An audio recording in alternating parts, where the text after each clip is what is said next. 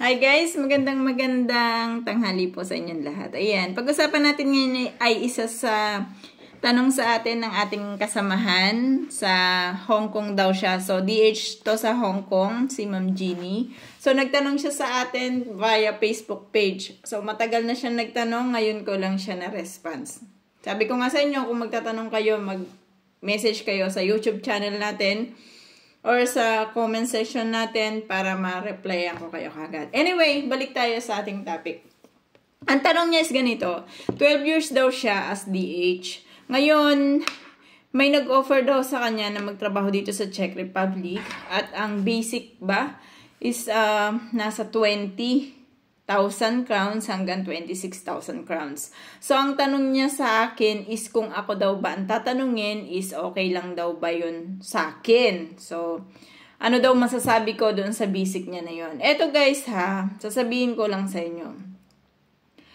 Kung kayo ay nagbabayad ng accommodation nyo, dito sa Czech Republic, kung kayo ay nagbabayad ng accommodation nyo dito sa Czech Republic, maari na ang pinakamaliit nyo maging net or yung malinis na masasahod nyo is nasa 20,000 crowns. Maaring ganon. Hindi siya magle-less pero pwede siyang mag-more. Pwede siyang maging 21,000 crowns, pwede maging 22,000 crowns. Pero ibibigay ko sa inyo yung pinakamaliit. Ibig sabihin 20,000 crowns, pinakamalinis na po yun. Ibig sabihin kung pangit ang company mo, eto na yung pinakamaliit na average na pwede mong sweldohin, 20,000 crowns.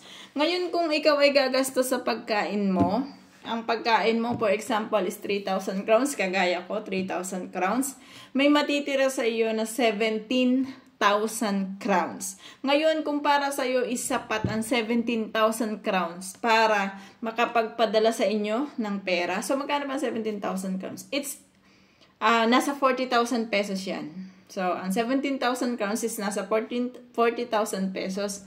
Sapat ba yan sa iyo para makapagpadala ka sa inyo? Makakuha ka ng health insurance mo, makakuha ka ng life insurance mo. Bahala ka kung ano gusto mong gawin doon sa natitira mong pera.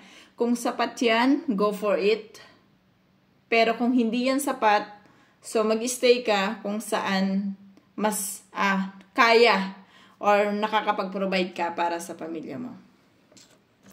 So guys, ang ating pagpapayo dito is in reality ha. Hindi tayo nagpapayo dito na ganito yung ipapayo ko sa inyo para lumakas yung loob nyo. Hindi po. Bibigyan ko kayo ng senaryo, bibigyan ko kayo ng mga pwede nyong isipin para makapag-desisyon kayo ng tama at akma para sa inyo.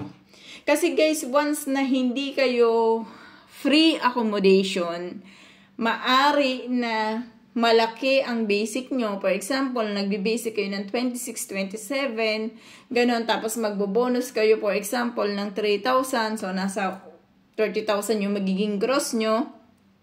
And then, kakaltasan naman kayo ng bahay, kakaltasan kayo ng tax, kakaltasan kayo ng insurance. Kaya talagang ang mangyayari is talagang nasa 20,000 lang talaga yung inyong magiging malinis or net pay kung tawagin na sahod.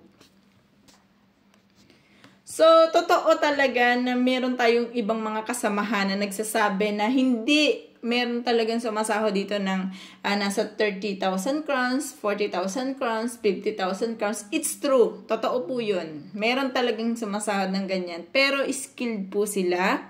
Una, skilled sila. Kung hindi skilled, pwedeng overtime. So, maswerte kapag yung company na napuntahan mo is may overtime. What if wala? Talagang doon ka magbe-base sa 20,000 crowns. Ang 20,000 crowns na binabanggit ko guys, ito yung para sa mga low boiler ba ang tawag doon?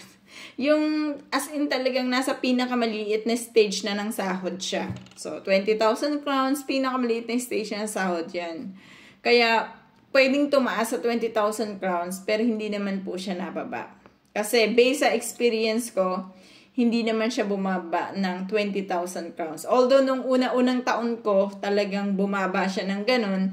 Kasi nga marami kaming binabayaran. Sa unang 6 months nga, di ba pinaliwanag ko sa inyo sa iba kong video na meron talagang babayaran, meron talagang lahat talaga kayo ang expense nyo. So talagang ang dami-dami ng parang struggle. Sa unang taon lang po yon. Sa pangalawang taon naman is smooth na, okay na.